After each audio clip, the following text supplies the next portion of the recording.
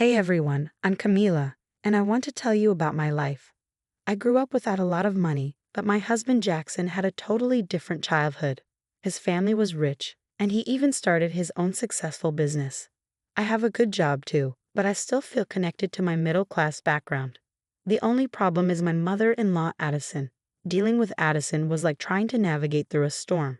But Jackson's dad, Grayson, was great. Addison, though, enjoyed putting me down and making me feel small about my family's money situation. She criticized us in private and even in public. Jackson always had my back, but Addison's insults never stopped. It got so bad that I thought about leaving Jackson because I didn't want to deal with his family anymore. But Jackson's love and support kept me going. He was amazing, unlike his mom. With time, I got better at handling Addison's behavior. So when she showed up with a flashy wedding dress right after we booked the venue, it didn't surprise me.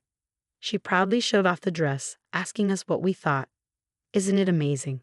It's from that fancy bridal shop you guys couldn't afford with your wedding budget, she said, not hiding her dislike. When I mentioned that her dress was too fancy for the occasion, she glared at me, clearly upset.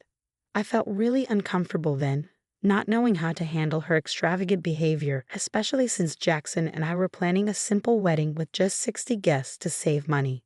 We didn't want to spend too much, so I found a simple wedding dress that fit our budget. But Addison's dress was way too flashy. It was so extravagant that it would definitely steal the spotlight from me at my own wedding. It was obvious she picked it on purpose, knowing it would make a big statement.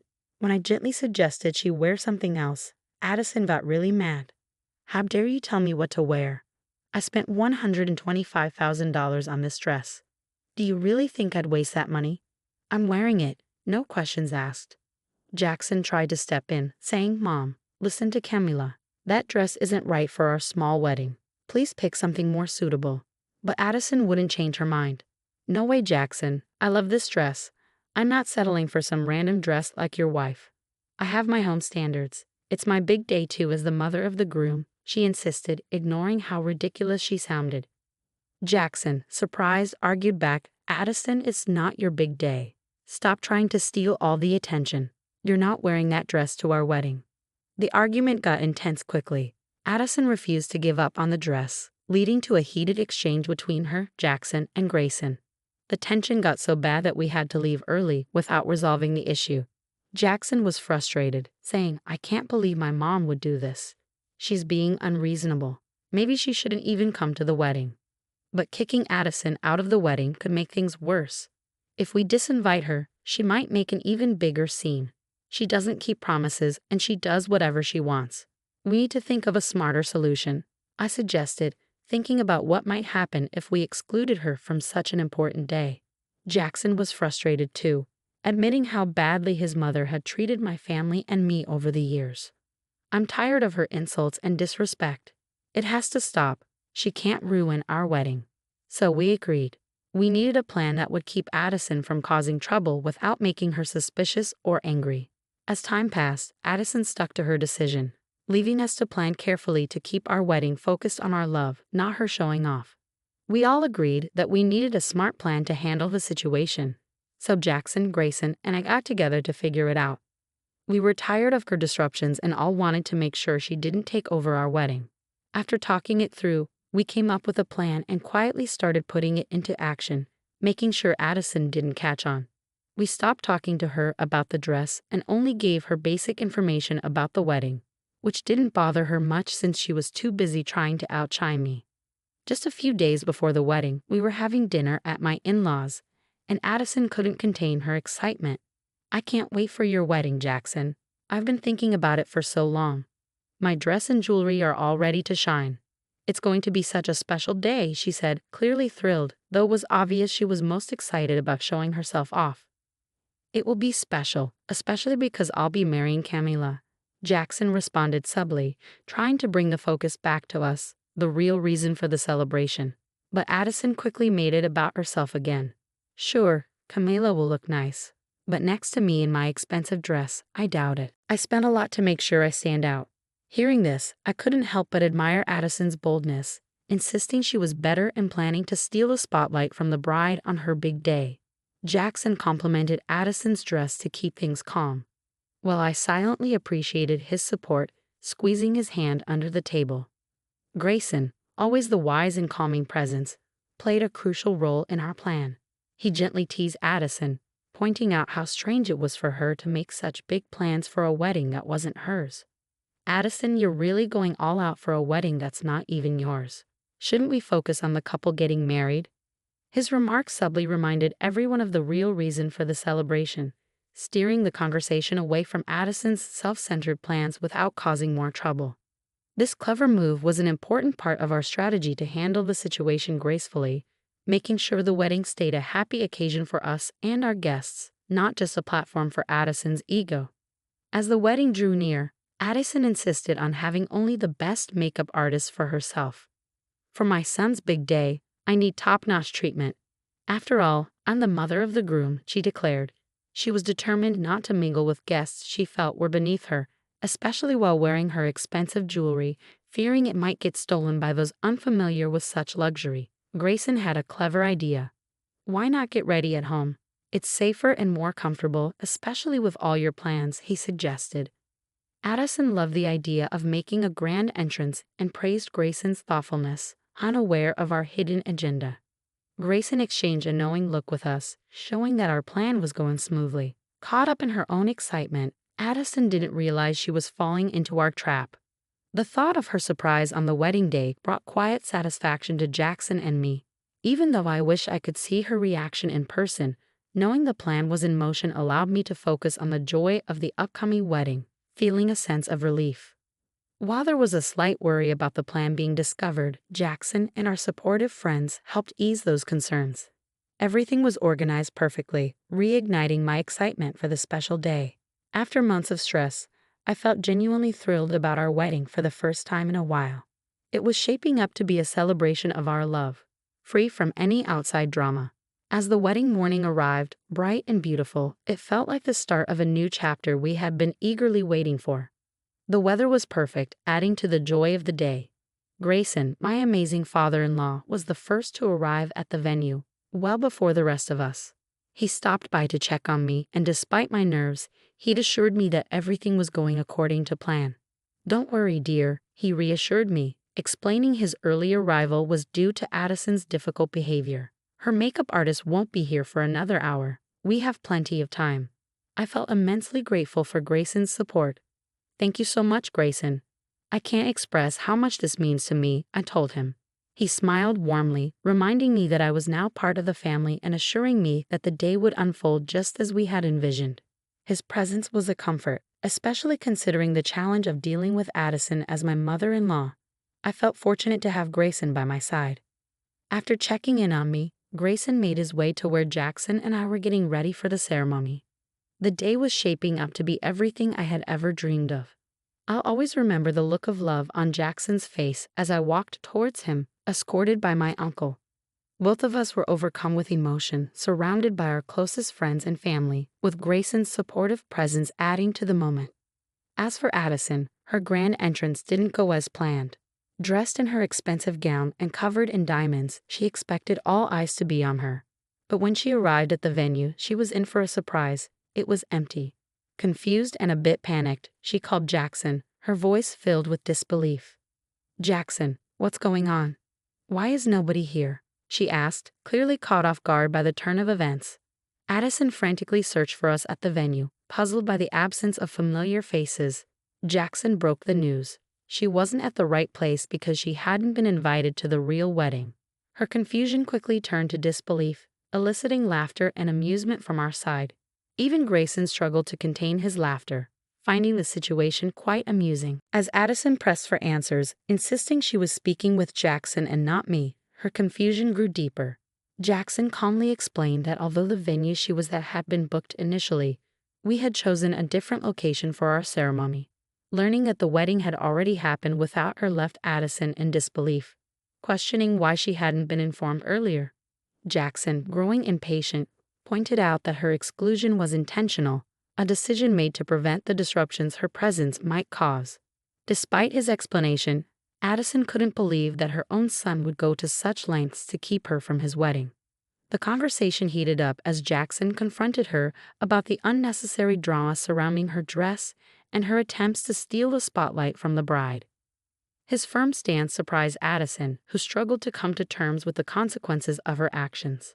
Jackson's firm assertion that the day belonged to him and his wife, not to his mother, marked a clear end to the dispute, highlighting the significance of the occasion for the couple over any individual's desire for attention. Jackson emphasized that he would no longer tolerate Addison's disruptive behavior, making it clear that the wedding day was about him and his wife, not anyone else. After delivering this message, he ended the call. Despite Addison's continued attempts to reach him and multiple calls to Grayson, we went on to celebrate our reception surrounded by loved ones, undisturbed by the unfolding drama. During a moment alone, I noticed a call from Addison on my phone. Preparing myself, I answered, only to be met with accusations and insults. She blamed me for her exclusion from the wedding, accusing me of manipulating her son and labeling me a gold digger, envious of her potential to outshine me on my own wedding day. I calmly refuted her claims with facts, explaining that Jackson makes his own decisions based on what he believes is right, and his choice to exclude her was his own, though I did not try to influence him. Undeterred, Addison threatened to crash the reception, claiming she was already outside. I brushed off her threats with a mix of disbelief and indifference, reassuring her that she would find no support here. Returning to the reception, I braced myself for whatever scene might unfold. As expected, Addison's attempt to enter the venue quickly escalated. Dressed in her extravagant gown and denied entry by security, she epitomized frustration and entitlement, her actions bordering on the absurd. Rather than garnering sympathy, this spectacle only reaffirmed our decision to keep her away from our celebration. The guests, aware of the situation, rallied behind us, leaving no room for Addison's theatrics to disrupt our special day. Her attempt to steal the spotlight didn't end in triumph, but in a public display of her own making, starkly contrasting with the joy and unity inside. The disturbance Addison caused outside the venue quickly caught the attention of our guests, prompting everyone to witness the source of the commotion. When Jackson came across his mother causing a scene, his frustration reached its peak. He confronted her, dismayed by her refusal to respect his wishes and her insistence on blaming his wife. "Mom, what are you doing here? I clearly told you that you weren't invited. Why can't you understand that?" Jackson's patience wore thin as Addison played the victim, accusing him of being manipulated by his wife, whom she labeled as jealous. "Mom, listen to yourself. My wife isn't the problem here. It's you trying to overshadow her with that extravagant dress and jewelry. You knew she had a modest budget. Your actions were meant to belittle her," Jackson argued, hoping to make her realize the selfishness of her behavior. Addison, seeking support, turned to Grayson, hoping he would defend her actions. But Grayson, equally shocked by her behavior, stood by Jackson. "That dress isn't just any dress, Addison. It's practically a wedding gown. How can you not see how inappropriate your actions are? Look around, no one agrees with you," Grayson pointed out, his disappointment clear. Addison's attempt to justify her choice by insulting Camila's family and guests only made the situation worse. "They don't get it because they're from a different background," she argued, clinging to her misguided beliefs about maintaining her supposed class. But Grayson had had enough. "That's it, Addison. I won't let you insult my daughter-in-law and her family any longer. You've crossed the line this time," he declared, standing firm against her unfounded accusations and sense of entitlement. The conflict highlighted the sharp contrast between Addison's self-centeredness and the united front presented by Jackson, Grayson, and the supportive guests. Her attempt to crash the wedding, instead of gaining sympathy, only reinforced her isolation and confirmed the wisdom of excluding her from the ceremony. Grayson's firm defense of my family was a powerful moment for me, showing the depth of support and love I had found within Jackson's family, despite Addison's disruptive presence. This act of solidarity, affirming me as part of the family, was deeply touching, bringing me close to tears. It strengthened my belief that choosing to align my life with Jackson and his family, separate from Addison, was one of the best decisions I had ever made. Shocked and angry at Grayson's rebuke, Addison couldn't understand how her husband could speak against her, especially to defend what she saw as outsiders. She held tight to her beliefs of being superior, criticizing the wedding and our union. But Grayson's response was surprising and definitive. He expressed regret not for our wedding, but for his own with Addison, admitting their marriage was a mistake due to her unbearable behavior. Then he announced his intention to divorce her, leaving Addison speechless. Grayson wasn't alone in his decision. Jackson also cut ties with his mother, prioritizing the well-being of his wife and their future together over Addison's toxic influence. This decision showed a commitment to shield our new family from further turmoil. Addison was shocked and disbelieving. Her reliance on Grayson and Jackson for financial support had been a pillar of her extravagant lifestyle. Grayson's mention of divorce, along with the prenuptial agreements in place, meant Addison stood to lose not only her family but also the financial security she had taken for granted. Her lavish spending, highlighted by the purchase of the expensive dress, had been unsustainable on her own, relying instead on her husband's wealth. The news of impending divorce and our decision to cut ties with Addison marked a turning point for her. The consequences went beyond losing family connections to a harsh financial reality. Her once secure future, buoyed by wealth and status, now looked uncertain, with the protective clauses of prenuptial agreements leaving her with little to claim. This sudden change in circumstances served as a sobering reminder of the cost of her actions and attitudes, highlighting the transformative impact of Grayson and Jackson's decisions on our collective future. Jackson, Grayson, and I had discussed the situation thoroughly, recognizing the need to set boundaries to protect our new family. Grayson had been considering separation from Addison due to long-standing unhappiness, while Jackson and I were determined to shield our relationship from her toxic influence. Addison, taken aback by the realization that her actions had real consequences, had to face the fallout publicly. Her pleas for leniency, framed as an overreaction to a single dress incident, were met with firm rebuttals. It was evident to everyone, especially Jackson and Grayson, that her behavior went far beyond one incident. They pointed out her consistent mistreatment of me as the underlying problem, dismissing her claims of unfairness as baseless. In a last-ditch effort to gain sympathy, Addison turned to me with tears, pleading for forgiveness. She clung to me, painting herself as a remorseful victim of circumstances. Yet her plea lacked sincerity. It quickly turned sour as she resumed name-calling and accused me of tearing her family apart. Her abrupt shift from fake remorse to open hostility only reinforced our decision to distance ourselves from her. Her failure to offer a genuine apology or acknowledge the impact of her actions further alienated her, not just from me but from everyone present. The guests, initially watching quietly, grew increasingly disapproving as Addison's true colors emerged once more. This scene marked a significant moment for our family. It wasn't just about keeping Addison at arm's length. It was about reaffirming our commitment to respect, unity, and the well-being of our shared future. Addison's failed attempt to reconcile, quickly overshadowed by her return to blame and manipulation, only strengthened our determination. The way forward was evident, marked by a united stance against toxicity and a shared commitment to nurturing a supportive and loving environment free from past grievances. Jackson acted swiftly. Without allowing Addison a chance to argue, he instructed security to escort her out. Meanwhile, both sides of the family and our friends openly criticized her behavior. It was a moment of validation as we watched her being escorted away, allowing us to resume our celebration surrounded by genuine supporters. The very next day, Grayson took decisive action. He returned home only to inform Addison to leave their shared residence and had his lawyers serve her with divorce papers. Her attempts to sway Grayson with tears, screams, and threats in front of the lawyer were futile. When she attempted to approach us, seeking an ally or a way to disrupt our peace, we made a conscious choice not to engage, safeguarding our new life together from her drama.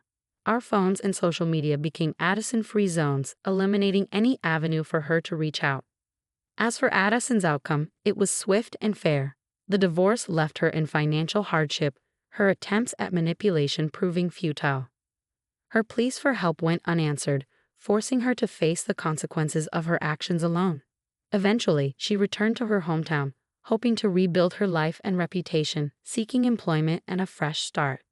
These developments brought us profound relief and closure.